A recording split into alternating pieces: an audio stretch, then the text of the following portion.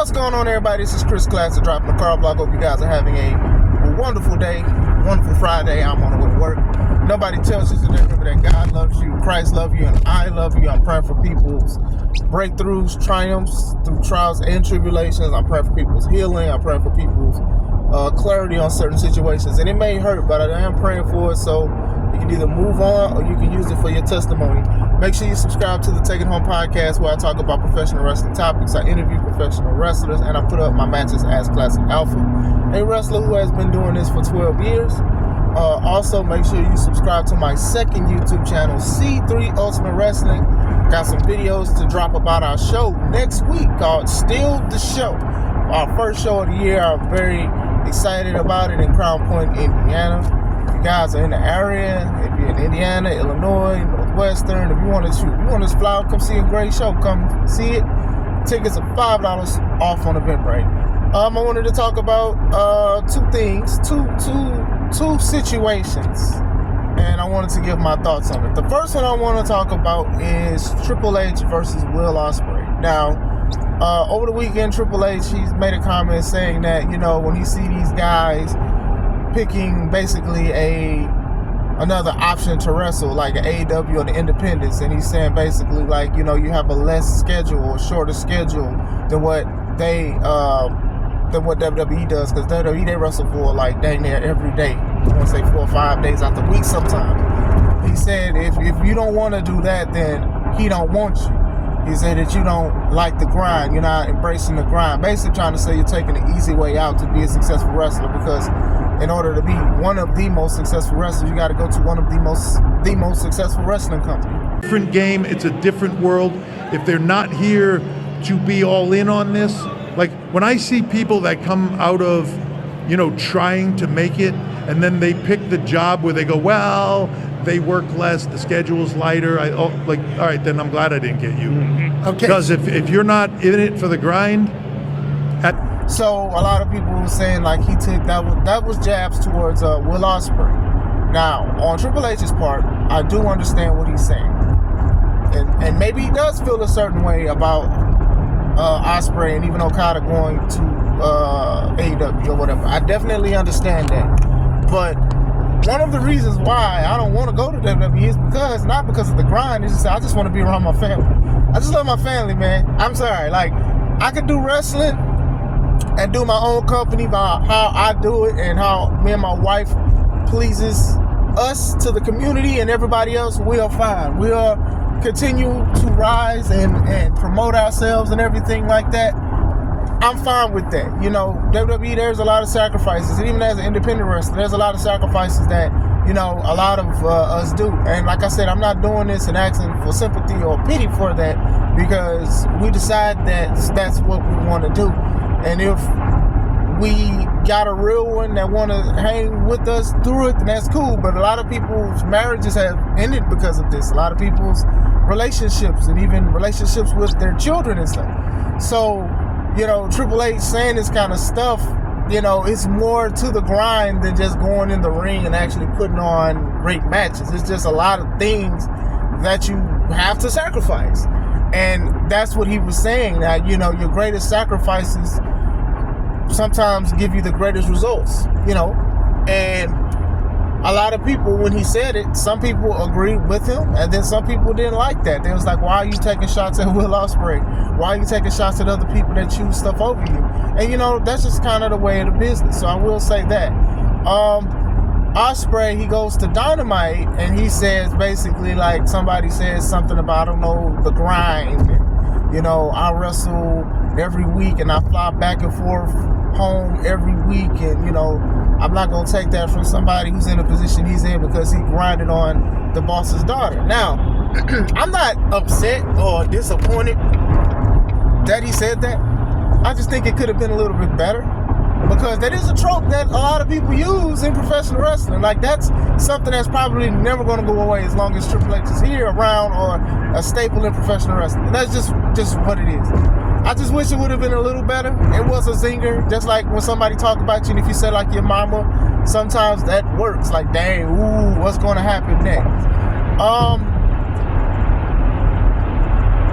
The other part of the promo the worst part of the promo wasn't even that. The worst part was when he said, "Don't throw stones at an assassin with a machine gun," which is his version of "Don't bring a knife to a gunfight." I thought that was a corny part, but I will say this about Will Ospreay: he is one of the most popular wrestlers. He's not.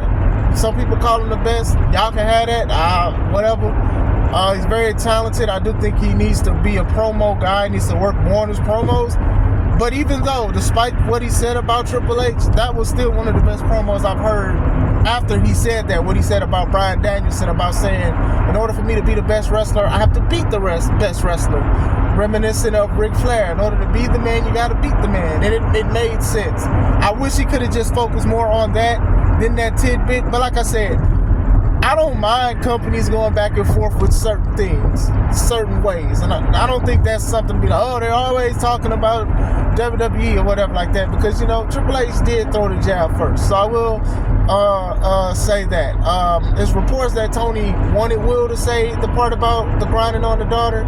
Maybe that's why Will stuttered. But then again, Will is not that great on the microphone. So I don't know. If Will didn't want to do it, then Tony, you got to pay for two things you made other people do. They're saying he made the Bucks act like they wanted to play that footage with Punk and Perry. So, but still, because Will probably did have a good relationship with Triple H, and maybe he still does. Who knows? But sometimes things like this that make you not go to a company that you probably dreamed of going to for years. You get what I'm saying? So that's my take on that. I'm not against the jabs that they have against each other or whatever like that. I think Will's could have been better, and I understood what Triple H was saying. Not saying that Triple H was very perfect with the answer, but I understood what he was saying as a professional wrestler myself. All right, second matchup was Mark Henry and Kairi Sane. Over the last weekend, it was Damage Control versus, in the words of my brother, Damage Control, which were three beautiful black women: Jade Cargill, Bianca Belair, and Naomi. And they went against Kairi Sane, Dakota Kai, and Asuka. And Mark Henry, he did not like how Kairi Sane got out the ring like dead last, because I don't want to say much, but usually if you are the bad team and you've been doing things like jumping people and stuff like that, and then when it becomes evenly matched, or when your opponent is like way bigger than you or very popular, the good people, as soon as they go to the apron, you're supposed to clear the ring to let them have the ring.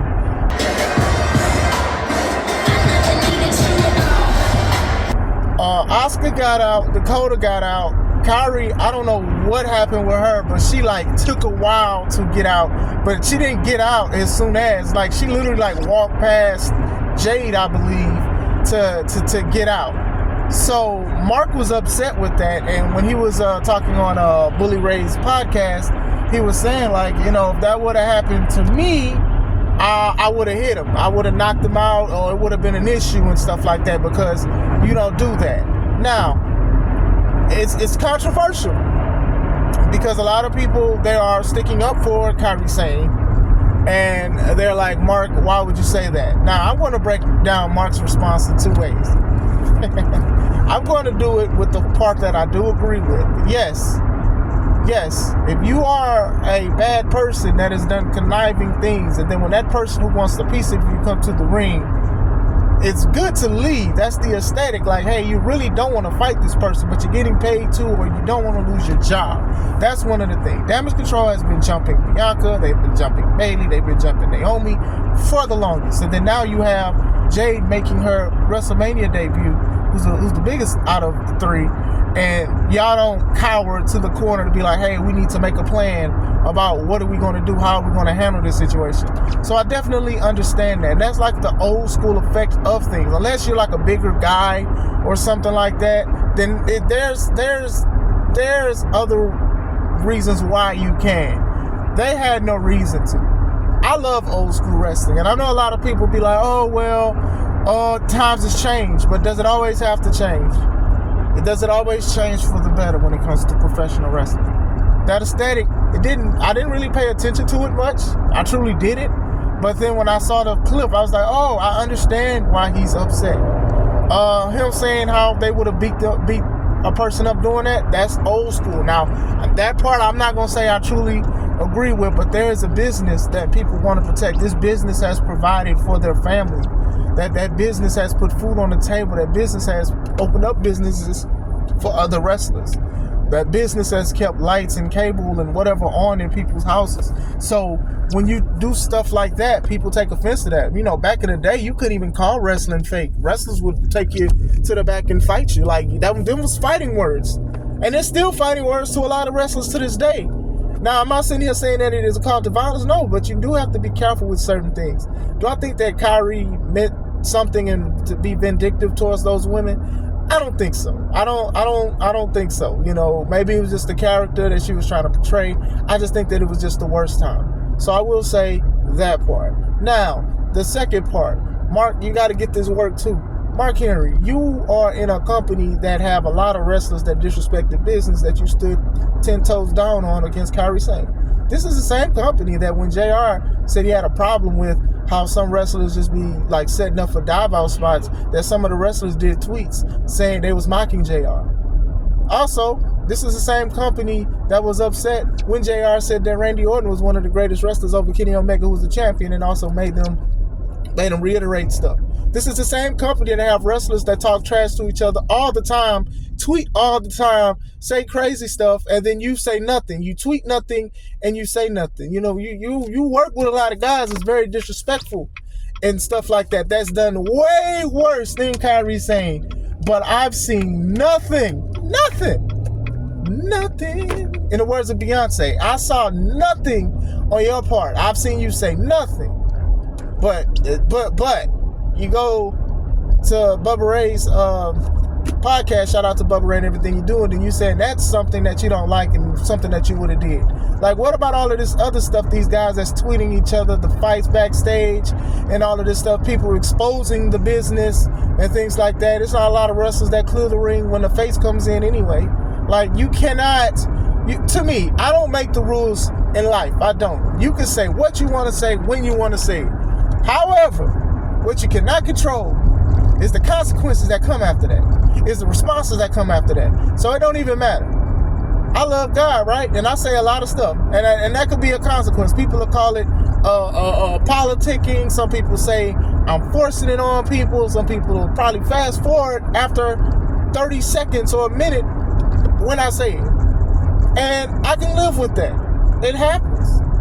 But still, when you say something like that and you work for AEW, we're literally looking at people disrespect the business a lot. No selling stuff, overuse of finishers, not taking the business seriously. Like, we see this on a weekly basis sometimes.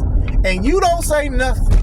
But you could go on a podcast and talk about something that Kairi Sane did.